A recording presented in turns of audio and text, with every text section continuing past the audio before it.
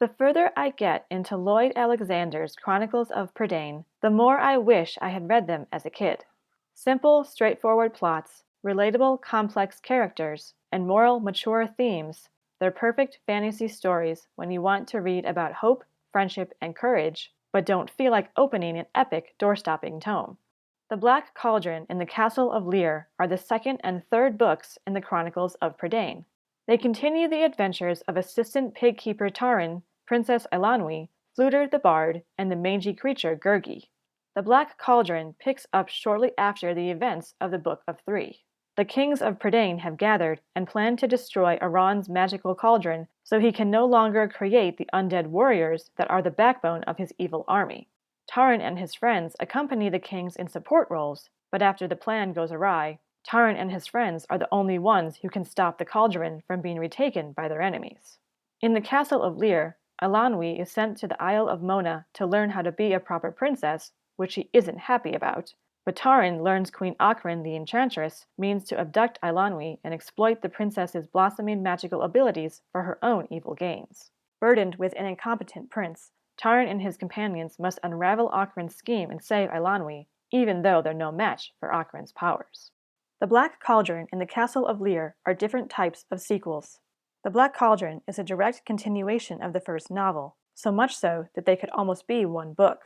When the Castle of Lear begins, a decent amount of time has elapsed, and while the threat of Aran isn't completely eliminated, it has been contained, allowing the third book to expand previously introduced characters and plotlines that until now have been in the background.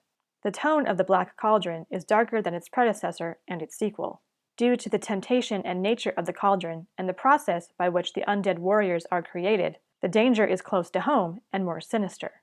In the Castle of Lear, the threats are present but have not yet overtaken the protagonists, and the goals of the antagonists are described in general terms, making the third book closer in tone to the first. All the returning protagonists are great. Taran is slowly but surely maturing, his blunt tongue becoming a source of noble honesty, but not yet tempered by the wisdom needed to avoid hurting and insulting others.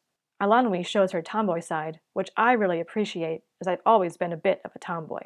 Fflewddur switches between being a king and a bard, and his heartstrings continue to keep him honest. Gurgi is still Gurgi, but he's become a faithful friend to Taran. The new characters of note are the three enchantresses in the Black Cauldron, Glue and his giant cat, Leon, in the Castle of Lear, and Prince Ellidyr and Prince Rune. The two princes serve as foils to Taran, but in very different ways. The Black Cauldron's Prince Ellidyr is full of pride and seeks his own glory, while Prince Rune in the Castle of Lear doesn't seem to understand the enormous responsibility that will one day be his. Through his interactions with them, Taran realizes that a prince who is incompetent is just as dangerous as one who is prideful, and he begrudges them their lofty positions when he sees their flaws. As he strives to complete his quests, Taran struggles with his own position as a lowly assistant pig-keeper and the idea that actions deserving honor are not measured by how popular and public they are. The most honorable thing you can do is fulfilling the position to which you have been called, regardless if you are a prince or a pig-keeper. A person in a lofty position isn't better than someone in a lowly one, and vice versa. The world doesn't see it as such, but plowing a field is as worthy of honor as a prince completing a quest. Undertaking the responsibilities bestowed upon you, no matter what they are, is very honorable. By the end of the Castle of Lear, Taran seems to understand this difficult truth, but understanding and accepting are two very different things.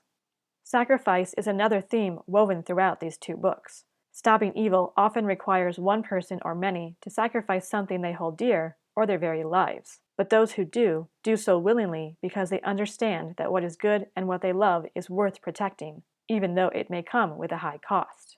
The Black Cauldron delves into the dangers of pride and selfishness and how we are all capable of good and evil. Since our choices lead us toward one or the other, they shouldn't be dismissed as insignificant, no matter how small the choice may seem. Good can be corrupted and turn to evil, but evil can also be redeemed and turn to good. I love huge, door-stopping fantasies, but it's also nice to read smaller tales that highlight unlikely heroes and present timeless themes at their foundational level. A bowl of strawberries for dessert instead of a three-tiered strawberry cake. Both are delicious, but in different ways.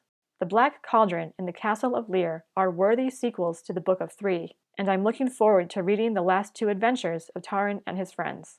I just have to be careful to not read them too fast, which often occurs when I'm excited to see what happens next.